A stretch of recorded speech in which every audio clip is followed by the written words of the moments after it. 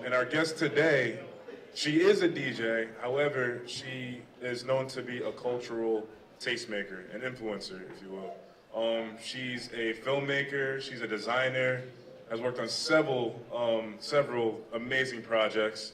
I've had the pleasure of DJing with her like earlier this year. She's an amazing person. So please give up a warm welcome for Vashtie.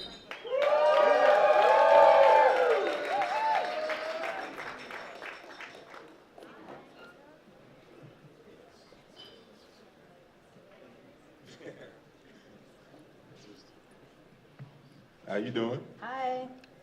Hello, everyone. Appreciate you coming out. Thank you for having me. Yes, I'm glad like you didn't let the snow deter you from actually showing up. Oh, no, I mean, come on. New York City. Yeah, so this actually isn't your first time collabing with Spotfiy or coming to an event. Like you, back in November, we're at the Secret Genius Awards, which is like our first ever award show at Spotfiy, and you got a chance to DJ the after party. Yes. And how was that? It was actually a huge honor, and it was exciting because I think that for the majority of us, and I include myself in that, is that we don't realize the people who are behind the songs that we love. You know, like the hip hop songs that are popularized by the pop stars aren't necessarily the people that write the songs. So it was really beautiful to see like these people from around the world who like are making the music that you like cry your eyes out to and like, you know, have party to. So it was nice. That's dope. That's dope. So let's just hop into it. You're obviously here because yes, you're a DJ, but as I mentioned earlier to the audience, you do so many other things. So we would love to hear the story, and I always like to start at the beginning. So tell us like where you're from originally and about your. Wow, I'm from the booming city of Albany, New York. Okay, let's hear it upstate. My parents are from Trinidad, working class immigrants who settled in Albany.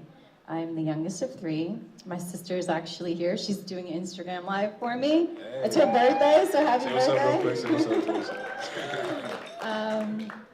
So we grew up in the hood, and I think honestly having a brother and sister who were 7 and 8 years older than me really like gave me such inspiration as far as music and culture. You know, my sister specifically put me on. Oh, we grew up in the hood, so we listened to hip hop, and like that was like a given. Right. But my sister was like all into Depeche Mode and The Cure, and then my brother was into like house and voguing and like club kid culture. So having those two outlets really gave me like major inspiration. Like none of that's like really traditionally or stereotypically like what a person of color like in their teens will listen to. So right. how did you feel like an outcast or? I mean, I was an outcast. I definitely, by junior high, was explorative. I was just like super hungry. Like if someone was gonna tell me a story about like living in Michigan or whatever, I was like, I wanna know, like tell me. Like I was so interested in people, in different worlds, different cultures.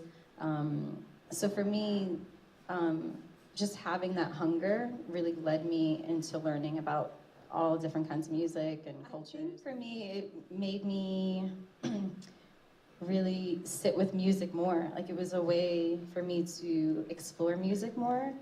And, you know, there's the song or the saying like, you know, last night a DJ saved my life, or how music saved my life. And it really, truly did. I mean, during my junior high years, it was a troubling time. It was definitely, at that point in my life, I felt hopeless, and music really was a safe place for me.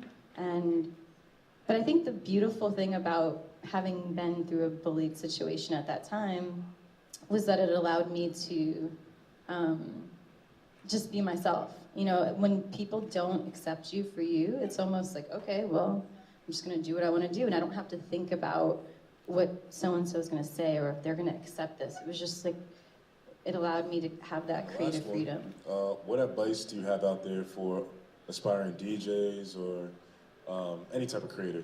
Like, what would you tell them? I would tell them to really get centered into your own voice.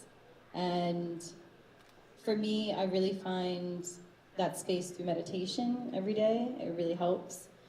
because we deal with a lot of chatter day to day, whether that's like your parents expecting you to do something, you know, your friends and family, like they have this idea of who you are and you're supposed to live up to that. And I think that really limits the creative process, and not even creative. I think that that limits everyone. It makes us, you know, it makes us live small. It makes us do what we think we should be doing. And we're not really feeling like, oh, I would be so much happier if I was pursuing this career in this, or dating this person that my family doesn't agree with. It's like, I think that we really all need to just get more connected and more centered with ourselves and make decisions from that, from how we feel. And it's even as little as like, we ask each other every day, what are you thinking about? What do you think? And it's like, we never ask, like, how do you feel? Right. And what's funny is that if you ask someone how they feel, they go, oh, I feel good. I feel okay. I feel cool. And it's like, there's never an emotion. It's like, do you feel happy? Do you feel anxious? Do you feel, and I think that we just all need to get more in touch with how we feel. That's all. Got you. Well, guys, give it up for Vashtie. Yeah.